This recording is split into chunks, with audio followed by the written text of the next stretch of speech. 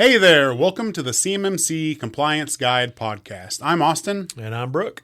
From Justice IT Consulting, where we help businesses like yours navigate CMMC and NIST 800-171 compliance. We're hired guns getting companies fast-tracked to compliance, but today we're here to give you all the secrets for free, so if you want to do it yourself, you're equipped to do so. Let's dive in to today's episode and keep your business on track. Today's episode is for those of you who could not make it to CEIC West 2025 out in Las Vegas. It's a premier CMMC conference for defense contractors and aerospace manufacturers and all of those in the CMMC defense supply chain. Brooke and I made the trip. We sat through the sessions and we came back with a stack of takeaways. So we're going to focus on what really matters for you, what stood out, what's actually useful for small and mid-sized businesses, and how to cut through the confusion, even if you don't eat, sleep, and breathe compliance. All right, Brooke. So you sat through Katie Arrington's keynote, and for those of you who don't know who Katie Arrington is, do you mind giving us a breakdown on her real quick? Katie Arrington, they call her the mother of CMMC. And she really is. She has shepherded this thing through. So she's top level. In fact, she wasn't able to make what we call CEIC West, which is CMMC Ecosystem and Implementers Conference, and they call it CEIC for short, so CEIC West. She wasn't able to make that, but she was on the calendar. She wanted to be there, much like she wanted to be at a couple of these things anyway. But she was at NATO, and in Brussels, and so she joined us by video. And Katie always has some really great things to say. I mean, she's really good. She's personable. She understands. She's not what a lot of us think of as a typical government type. You know, she says no harm, no ill feelings towards government types, but she says what's on her mind. She does say what's on her mind. Absolutely, 100%. She does. Yeah. Talk to some people that want to implement CMMC, and they say, "I just want you to come implement it for us. Just put it in place, and then that's it, you know." And we always let them know, hey, this is not a checkbox, you know, implement it and you're done, you know, kind of thing.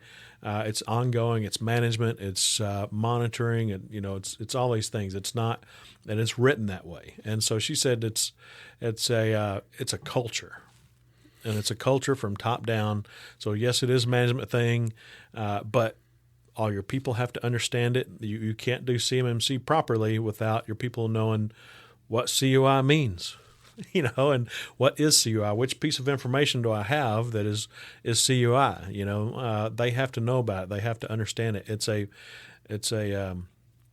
culture, is what she said. So, one of the other things that she said was, this is by far the best way. This is the best deterrence. This is the best non-kinetic deterrence for a kinetic war, basically. And what she's talking about is we're trying to secure our supply chain. And she talked about before 2017, leading up to this, and even after 2017. But leading up to this, we were bleeding information to the CHICOMs, to China and other people, but especially China. We've said this before, and she brought it up. You know, just take a look at their plane, their platform that looks like exactly like our Joint Strike Fighter. You know, and that's not the only thing. There's tons of other things. Humvees. There's ships, missile systems, laser systems. You know, they've gotten information about. There's tons and tons of stuff. We're just bleeding information, and one of the best things about the United States of America is that we have really top talent. We have really good talent.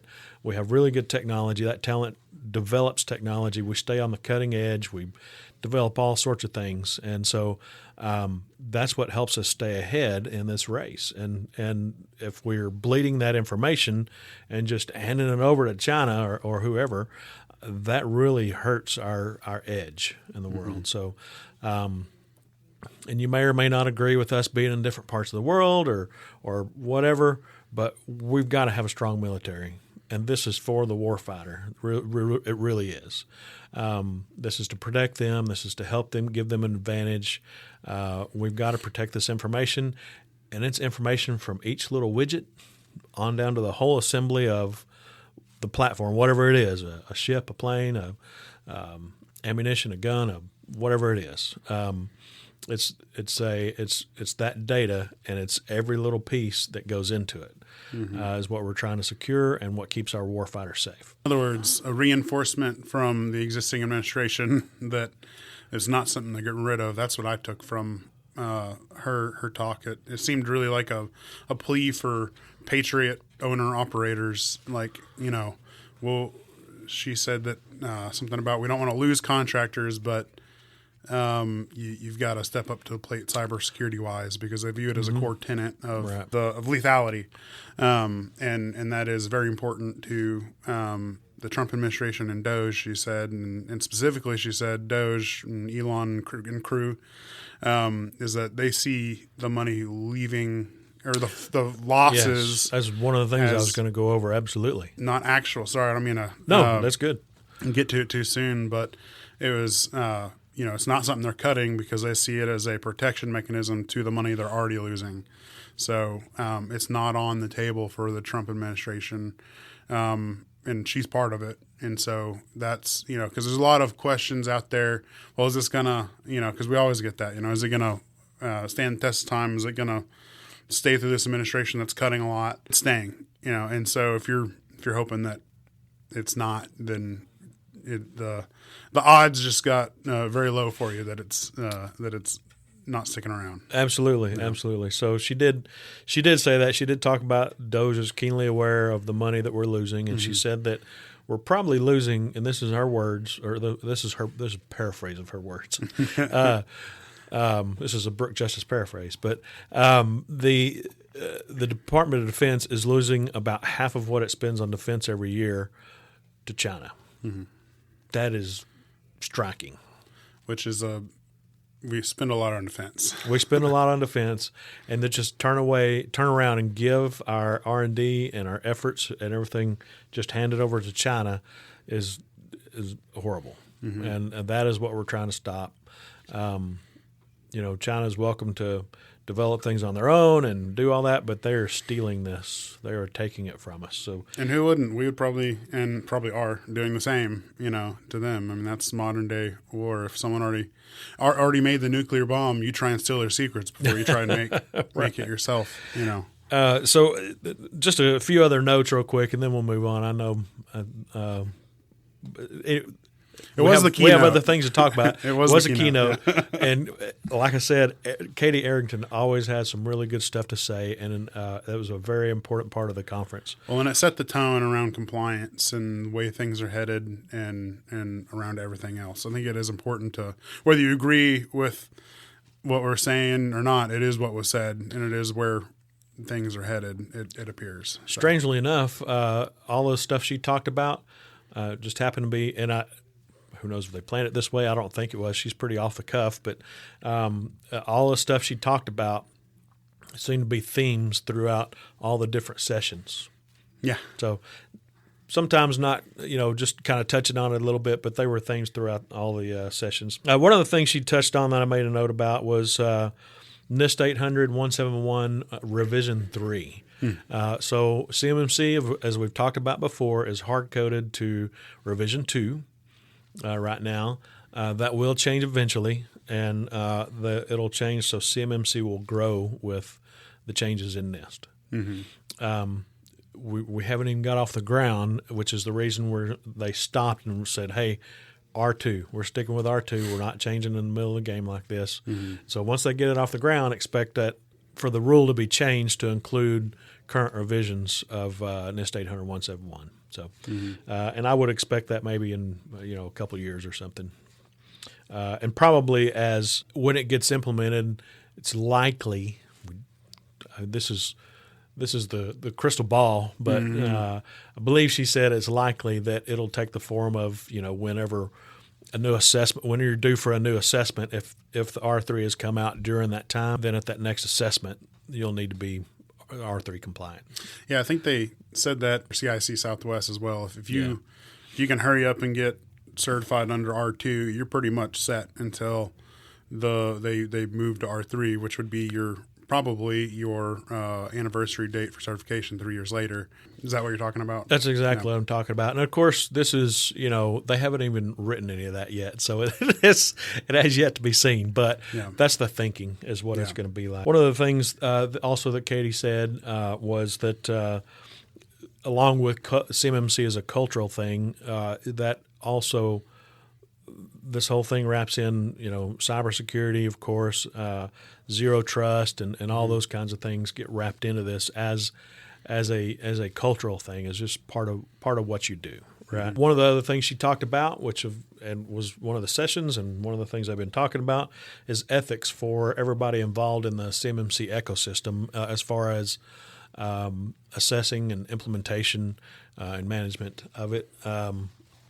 We have some ethics statements that we have to hold to, and she said ethics is very, very important because this is hard for the DIB to implement and expensive for the DIB to implement, and we don't need a bunch of questions around ethical issues around this thing. Mm-hmm. Need to know that everybody's trustworthy in the whole 9 yards. So there's ethical codes of conduct that we have to hold to, and they're very serious about those. That in fact, the opening remarks after, or I guess prior to the keynote, but the opening remarks of the conference, I think probably 60% or more of it was over the ethics of the CMMC ecosystem. They focused pretty heavily on it. They did. They focused very heavily on it. One of the other things that they talked about, I don't know that she finished this thought, but she said by fall we should start seeing RFPs. Then I didn't catch quite the rest of it, but I think she was talking about we should see RFPs that include the 48 CFR. Mm-hmm. In other words, these proposals and requests for proposal include CMMC and your certification assessment on there. She also said about the False Claims Act and responsibility. She said that these losses to the DOD have been coming from somewhere, right? And this information isn't all lost by the DOD, but the DOD's been paying for all of it, which means the taxpayer, you and me, have been paying for all this, right? Mm-hmm. And so she said that the False Claims Act will be used, and if you're truly not doing what you say you're doing, it's not just a mistake. If you're blatantly not doing what you're supposed to be doing, the False Claims Act can and will come into play. And she said that someone has to pay for the losses for the DOD, and it needs to stop being the taxpayer. That's Brooke Justice paraphrase, but that's what Katie said, is it needs to stop being the taxpayer that pays for it. Yeah, I think she said it's not going to be us anymore. So make sure that you also have your insurance current and your cyber insurance current. And that was a question as to whether or not insurance will even pay for it, but she's pretty clear that it's not going to be them anymore. I would say, if a lot of people are in the boat of, well, are we going to commit to spending money to keep pursuing this business or lose it and find replacements of revenue? I hear that a lot from people that don't have most of their revenue share in the defense bucket. It's probably time to decide that, because they can't go after China, Russia, North Korea. Their only enforcement mechanism is you. And so at some point, someone's going to be made an example of, and that's already happened with universities. Yep. And they're going to start. They're going to start at some point, and I wouldn't want to be the person that they get started with. No, not at all. The last thing I'll kind of touch on, I thought this was very interesting. At these conferences we see vendors and whatnot that use AI, and I'm like, well, people can't label CUI correctly, and what makes you think that AI can do any better if we don't even know how to train it, Well, Katie said within 18 months or so, AI is going to be helping with CUI labeling and tagging, and we will see more CUI documents come through. Yeah. So she knows that proper CUI labeling and marking is a problem. It is a giant problem. It's either not being done or way overdone. One of the two. It's it's mostly just not done. At least as far as our clients see, it's just not done, right? There's some that is starting to come through a little better, but for the most part, there's just a clause on the contract or the PO or whatever it may be. Yeah. Anyway, there's just a DFARS clause on there, and that tells you, hey, there may be CUI here, so you have to treat everything like a CUI through there. And with, if you think it's CUI, you have to treat it like CUI. We've talked about that. It seemed to me the way she painted the picture, I feel like, is that it's going to start with the human making the contracts or whatever, and then it's going to be forced to go through an AI like tagging filter for CUI or whatever, and it's going to get tagged by the AI, and that will be like kind of the gold standard or the determination of how it's handled. Will be the AI filter. And then from that, you're going to see a higher volume of things being tagged, CUI or whatever that needs to be secure. So this is going to be an increased burden on you because they're this filter, AI filter thing is they're going to use is going to be more aggressive, I guess. That they're going to be using AI, which is smart to try to do something like that. But that also kind of leads you to think more about some of the vendors that are using AI. That AI, of course, if it's going to deal with CUI, there are certain standards and certifications and everything that they have to meet. It can't just be Grok or ChatGPT. You can't use those with CUI. Please don't use those with CUI. Probably going to be more expensive than $20 a month ChatGPT subscription. Yeah, it'll be a little more expensive than that. But the point is that it can go through and help you find and label your CUI for you. So there's always going to have to be some human interaction with that to make sure it's accurate and all that kind of fun stuff. But there are companies that do that. We've not checked any out at this point yet, but especially seeing as how Katie Arrington talked about it, I think that's probably one of those things that is definitely coming down the pike and can be used.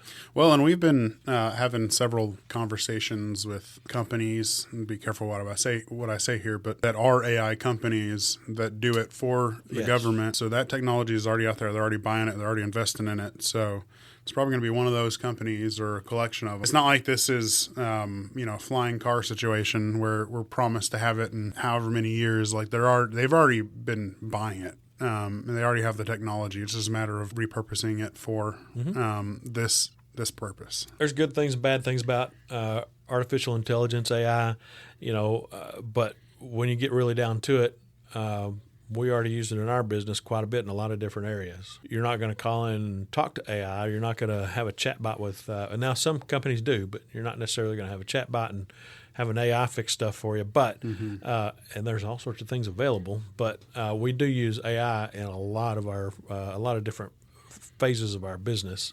So it's out there and it's being used and it's very helpful. You still have to know how to use it, and you still need to understand that you've got to check it because there's talk about AI hallucinations and all sorts of fun stuff. So it's just like having somebody do some work for you and checking it. Yeah, same thing. I put a transcript through AI just yesterday actually, and I was asking it questions about it, and it lied to me. And I said, well, where did this come from in the transcript? And it made up a timestamp and everything. And I looked at the timestamp. It made up a timestamp. Yeah. And even the content it was talking about, it didn't even exist. And I was like, oh. Hopefully you got something out of that Katie Arrington session we just talked about. It was very beneficial being there and listening to her, as it always is, Katie Arrington speaking. But Austin, you actually attended the mock assessment session.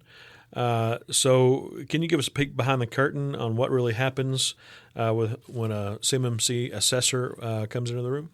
Yeah. I found this rather enlightening. I know at previous conferences, CEIC East and CIC Southwest, and they've pretty much done a session like this at every one of the CMMC conferences, and it's usually at the end of the conference. The very last session. Half the people are gone, and but I sat through it this time, and it's actually very enlightening. And I found it because I've never sat through it before, and I don't have as many conversations with the assessors as you do. It was pretty enlightening on how they do, and this is theoretical, but how they do an assessment. It's very logical and very straightforward. Mm-hmm. It's a matter of show me, your SSP basically, and then show me your policy for this control. How are you handling it? Now show me the evidence for it, right? Which typically they suggested take form of a screenshot.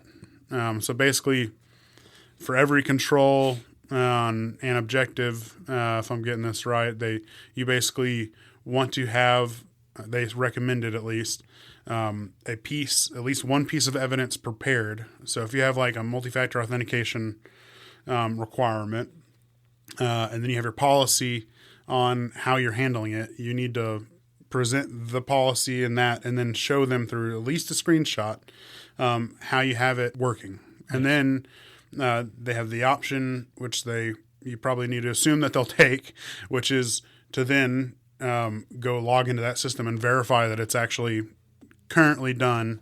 And then it'd probably be good to timestamp that screenshot so that they know it's within a certain amount of previous time that it was recent, that you're not just when you first set it up and it's a year and a half old. And then then it repeats. It goes to the next requirement, and then you show them your policy and the evidence, and then they'll go verify, if they need to. It's an option, right, to verify it. They don't have to. Is that correct? They don't have to verify if they just look at everything and look at all your policies and the proof you have and don't verify anything, they're not really doing their job. Right. But what I can tell you is if you did a good job of creating a good SSP, you have all your policies, you have your procedures, you have your proof, and you did a good, thorough job of it, and a good, thorough but concise job of it, right? So you don't want to make there's argument about this part of it, but most people I've talked to said keep your SSP as concise as possible, which may be 70 pages, but still. Anyway, you don't necessarily want to have a 300-page SSP, and hand this book over to them and say, "Here's my SSP, and now get ready for the policies." But in any case, if you do a good job on your SSP, your policies, your procedures, and the proof and everything, maybe even have a good GRC tool that you're using to be able to hand all this over to them, they will do some checking. They will verify a lot of this stuff, but then if everything's coming up good, it's probably going to be a lot easier on you. Whether you'll save money or not I'm not going to say you'll save money, but you will save money in the form of time and time for them to get through and say, "Yep, you're good, and we're going to certify you as at 110." Right? It's a good thing to have all that documentation ready to go, have your proof ready to go, and be able to show them that you're ready, because that starts off on a really good foot with the assessors. If you show them half the stuff that they need, and then they have to ask for some of the others, and it's not really that what they need, and they all that kind of fun stuff, it's not going to start off on as good a foot, and you can pretty well bet it'll be a lot. How should I put this nicely? A lot more of an exam for you. Them trying to figure out, make sure all the controls are met and everything. Much more intimate affair. Yeah. Yes, absolutely. Not that CMMC is not expensive and time consuming and everything else, but the assessment process, it can, especially to organizations seeking certification, can seem like a very scary, mysterious thing. But if you sit through one of those mock assessment sessions, you realize they come in, they look at your requirement, and then they look through your policy, and they look for the evidence. And that, if you just expect for that to be repeated for every single requirement there is, and if you prepare the body of evidence for it, then you're good. Assuming that you did everything. It's a big starting place. I understand that, but it's rather straightforward. And then the other thing to note, and this is especially for, those aerospace manufacturers and small businesses out there that are outsourcing their compliance and cybersecurity and IT to a MSP or somebody like us, is that you really need to go through a coaching session with your ESP, your IT provider, because the way I understand it is when the assessors are sitting across the table, you want your IT guy there, but your IT guy cannot answer the questions. Like they're asking you the questions and you need to have an answer for it. And if you don't have a sufficient answer for it, you're leaning more on the fail side than you are on the pass side. You can't just look over to IT guy every time and have him answer it. Because I understand that you're offlifting this burden from yourself, but you said something earlier. You can outsource the burden or the responsibility, but not the, what'd you say? Accountability, yeah. So they're expecting you to be educated enough on your own policies and et cetera to be able to answer the questions. And if you need to refer to the IT person at some point, then that's fine. But you have to answer all the questions first, which is probably a big ask for a lot of owners or managers or out there. It is a big ask, and really what that boils down to is read your SSP, have a good SSP, and then read your SSP, whether you created it or somebody created it for you, and you should know that anyway. Most of the clients we work with, we sit through so many sessions going over all the policies, going over the SSP. Here's your SSP. Here's what it looks like. And the point is you need to know all this stuff, and maybe not all the details, remember it exactly, but you need to, whenever we log into a computer, we have to put in a code. What's that thing called? Multi-factor. Yeah. So, that kind of stuff is fine. And then you can say, hey, Austin, what was that called? It's multi-factor authentication. Oh yeah. Multi-factor authentication. So, that's okay, but you gotta show that you know, what's going on and you know what's implemented and that you're using it and that it's a culture. Right. So you can have a good cybersecurity culture and not know all the details of the exact tools that your MSP puts in place. We have some sort of thing that blocks programs whenever they run. Well, that's an application whitelisting. Stuff like that. And that's why you can't just go on the internet and buy a template. You'd be good. That's your SSP because of that reason, right? Because you really have to be very familiar with it, and that's kind of tell you how the sausage is made. That's how we go about our SSP creations. Whenever we do something, is we kind of have like a boot camp process that we take companies through, that they have to bring all their stakeholders to, and we go through a multitude of couple hour-long sessions to develop the SSP. So they're very familiar, at least on the outset of when it's created, and it's completely in what we're there to advise and help them develop what will work or what is defensible or not in front of a assessor. Whenever we create your SSP, ultimately it's in their hands. Like, this is how our process works, and they talk amongst themselves, and then we develop an SSP out of that. And so that's why we take that boot camp, very labor intensive effort, because if you're just implementing a off the shelf SSP template and you're not, you're modifying it heavily, then it's not going to be sufficient. All right, Brooke, let's shift gears a little bit from the big picture and audits to day-to-day. What stood out in the Creatures of Habit session, and what are smart teams actually doing to stay ready for compliance and certification? Well, this was a great session. It addressed a lot of the realities, a lot of things for small, mid-sized teams, right? And it goes back to what Katie goes back to what Katie Arrington said. It's culture. You got to build this in. It's got to be culture. It's got to be something you do all the time. It could be things like every Friday, every Friday of every week, you go through and you do log review. Every month, you've got a reminder that pops up for you to do the visitor log review.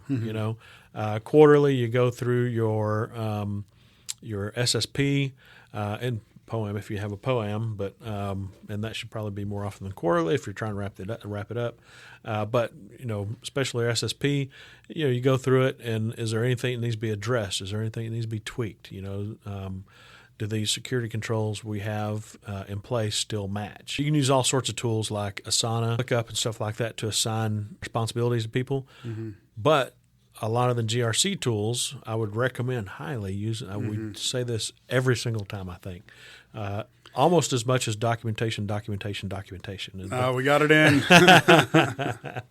But And it's all about documentation. But if you use a GRC tool, and you should, not most, but a lot of those GRC tools, you can assign responsibility. Mm-hmm. You can assign reminders, and it'll shoot out a reminder, say, hey, you need to follow up on this control. It's time to review your security controls. It's time to do your risk assessment. You can have those kind of things pop up and remind you that needs to be done, right?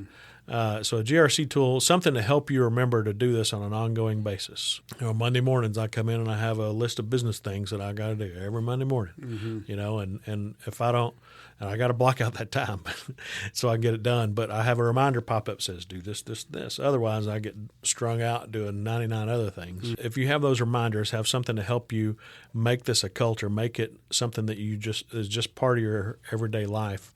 That's the biggest thing, is to make it a culture, make it part of your everyday life, at least at work, and have a tool to help you out, whether it's a GRC tool or Sana or something like that.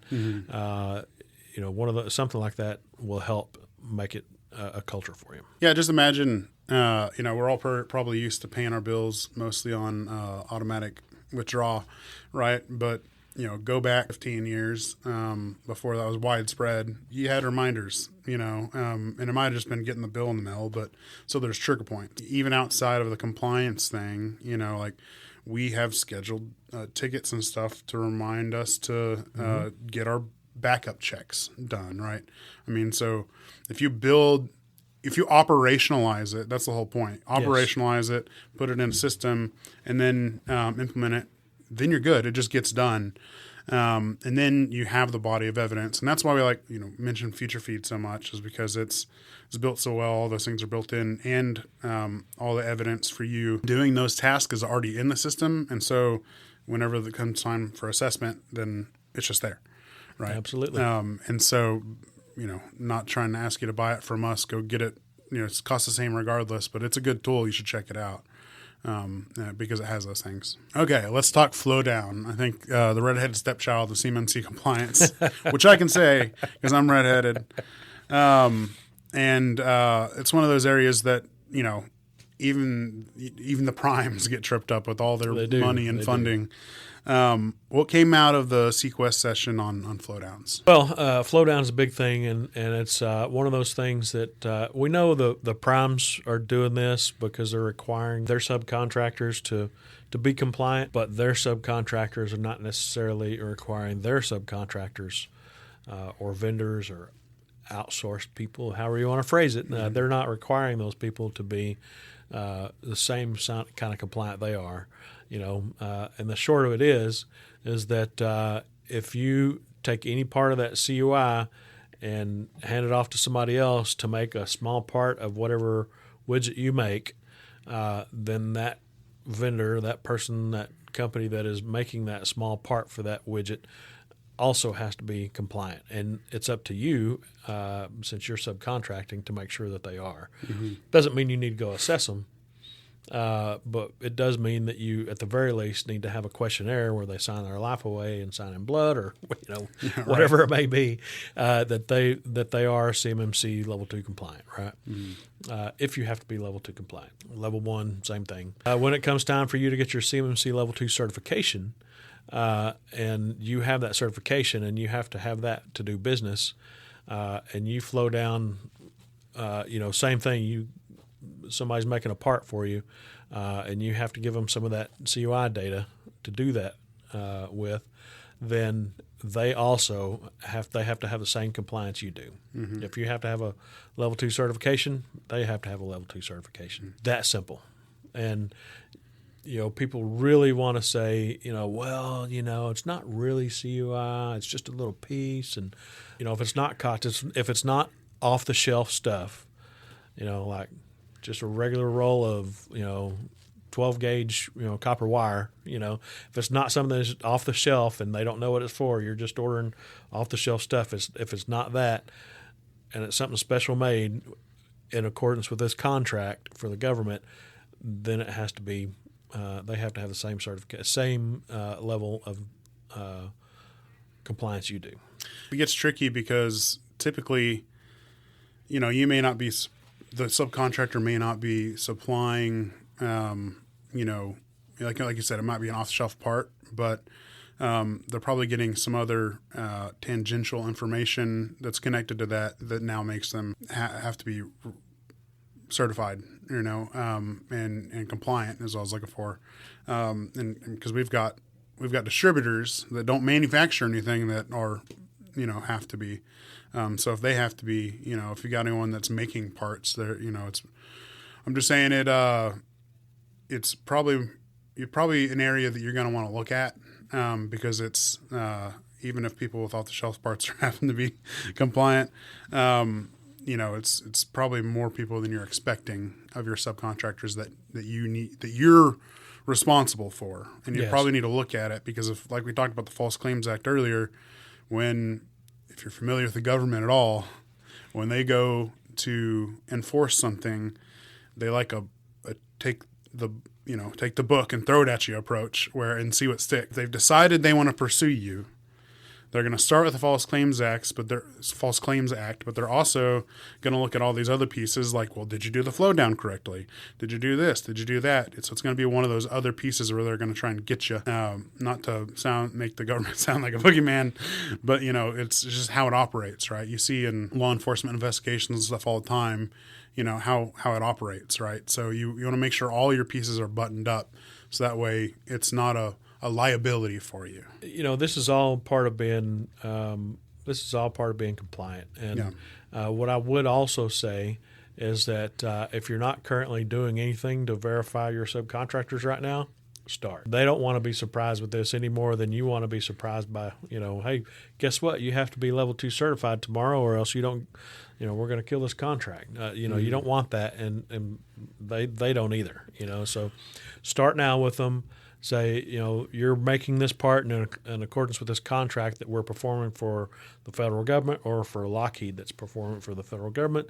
We have to be compliant. Now you have to be compliant, right. And you may be able to offer some help for them to be compliant, or offer a referral to say, hey, go talk to these people. They can help. They helped us, or whatever it may be. It really benefits you to do this, because giving them the longest head start you can protects you, because imagine, now you're on a deadline and now you have to replace a subcontractor that has a specific part or deliverable for you, and now you have to find someone that is certified and is going to supply it, at least at a similar cost. And what if the cost is now higher, and now that messes up your margins to the contract, and now you have to perform an unprofitable contract because, now you had to scramble last minute to find a supplier that can check these boxes for you.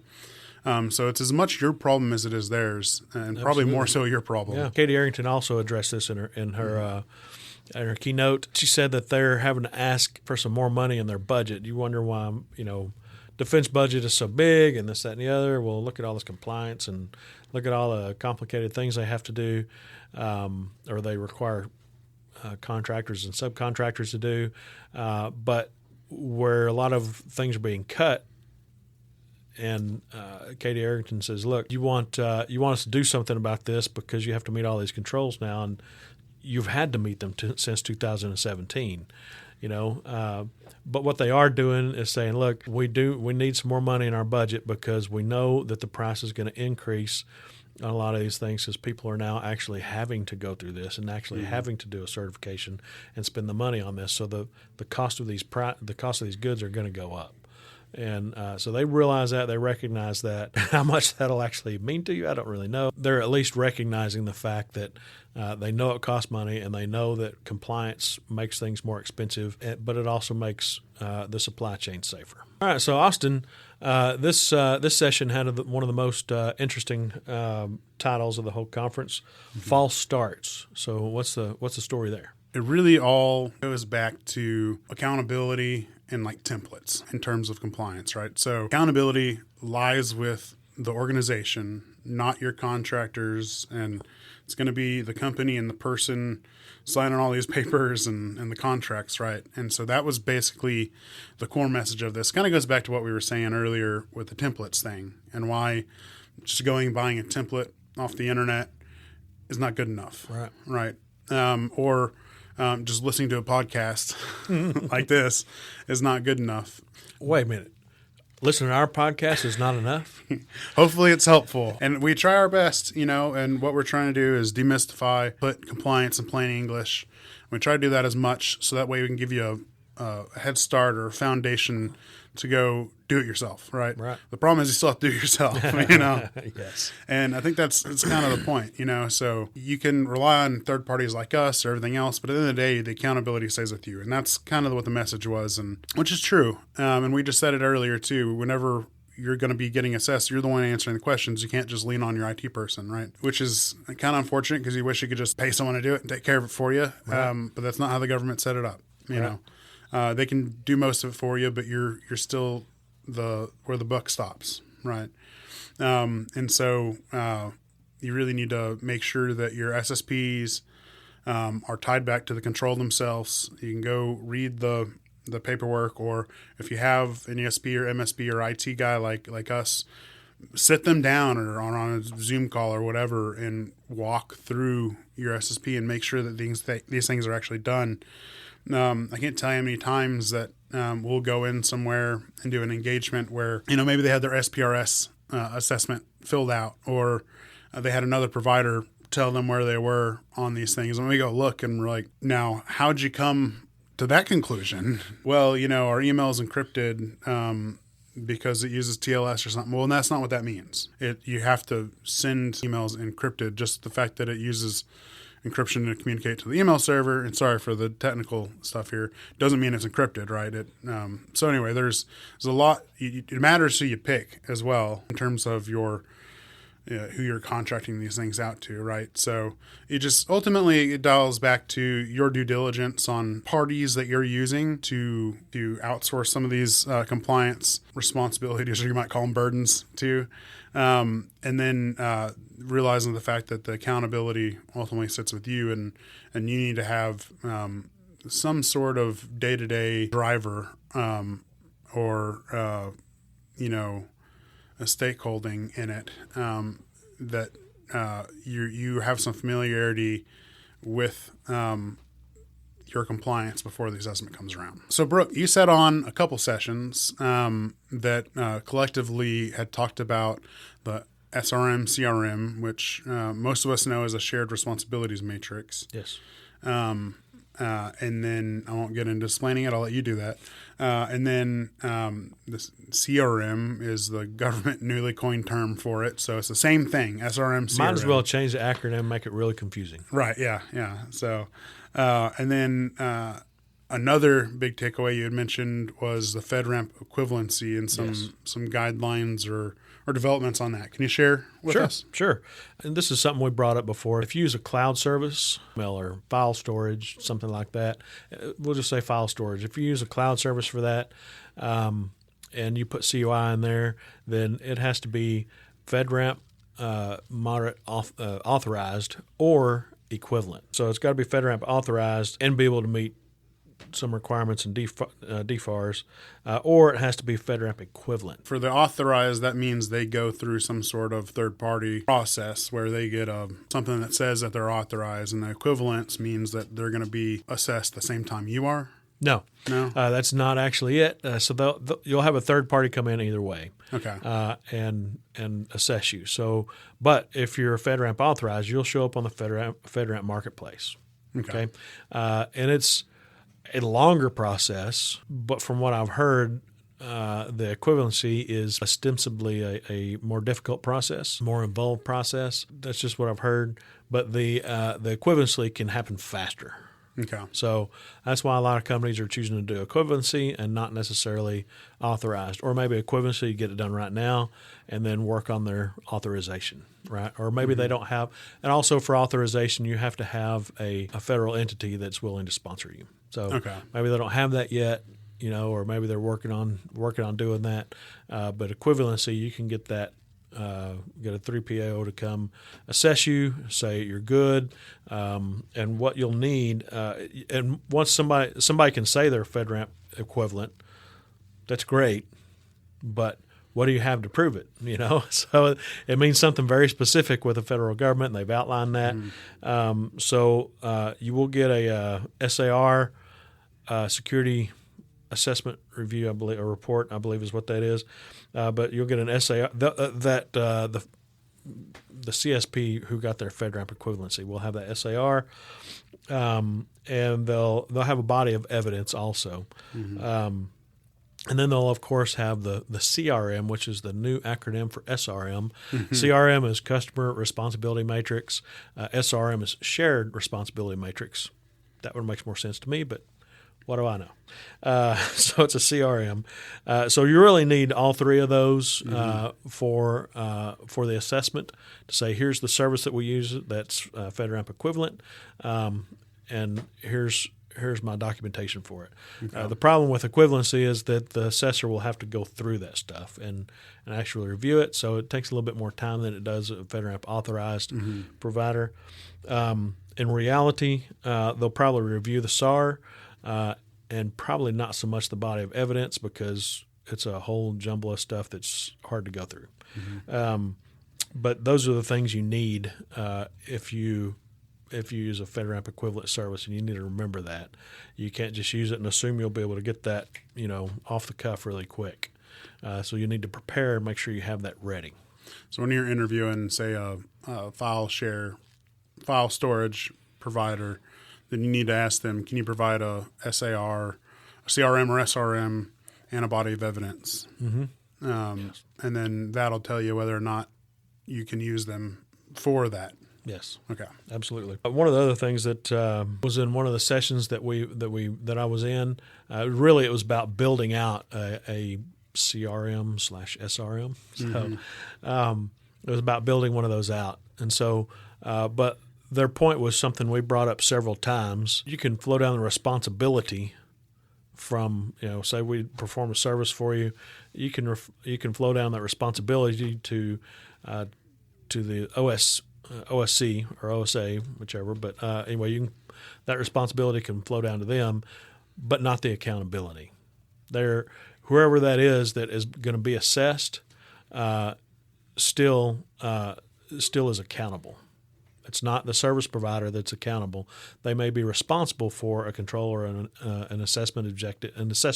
Really, they may have some responsibility for that, but they're not accountable. That OSC is the OSC is organization seeking certification. So that OSC, it's most likely you. Yes, yes. That OSC is the one that is accountable, and if one of those items are not inherited, or they think one is inherited and it's not, and then they're not covered for it, then in the end, it's not the service provider who gets in trouble for that or faces backlash from the assessor. They may face backlash from you, but they don't face backlash. They don't have anything to do. The C-PAO doesn't care about whose fault it is. They're holding the OSC accountable. Yeah. In terms of certification, it's all on you. What happens after that, is what happens after that. Yes, so, absolutely. Yeah. Sounds like to me, in terms of just kind of distilling this down into some action items for the listeners, is that you really need to revisit your SSP and your POAM or any other documents and policies you have, and don't just rely on your preconception or memory of it.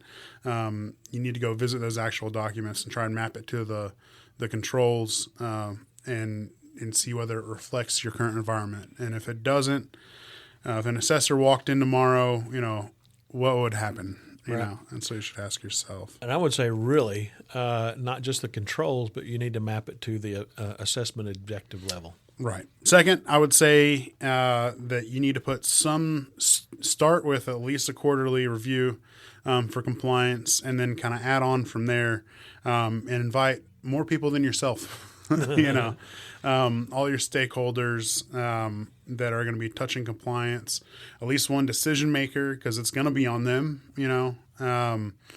and start getting some things on the calendar so you can start reviewing this on a regular basis. Absolutely. Third, like you said, you really need to go reanalyze your subcontractor relationships. Dig into the information you send them, and what kind of relationship you have with them, who touches COI, who needs to be, or who is subject to the flowdown rule, right? Right. Analyze that. Anything else you've got? No, just remember who's accountable. I guess that would be yes. And remember who's accountable. It is the OSC. It is not the service provider if you have somebody helping you. Now, you would hold that service provider accountable for what they say they're doing. Right. But there should be a CRM or SRM that makes that pretty clear. It should be spelled out really well. A CRM or SRM that's color coded is great, to kind of a quick view at it. But really, it should probably be fleshed out a little more than that, than just being color coded, because a lot of that color coding is my responsibility, your responsibility, or shared. And that's as far as it goes. For color coding, you got 3 colors basically. So, and that doesn't tell you just a whole lot. But if it's fleshed out a little more than that, you can tell who has to define this. And who has to implement this, and what the shared may mean, for instance. Yeah. So if your subcontractors or providers or technology team can't confidently answer some of these questions that we've posed here today, then you might want to take a closer look. Yes. Yeah. All right. Thank you guys for joining us. If you have any questions about what we covered, please reach out to us. We're here to help fast track your compliance journey. Text, email, or call in your questions. We'll answer them for free here on the podcast. You can find our contact information at cmmccomplianceguide.com. Stay tuned for our next episode. Until then, stay compliant and stay secure.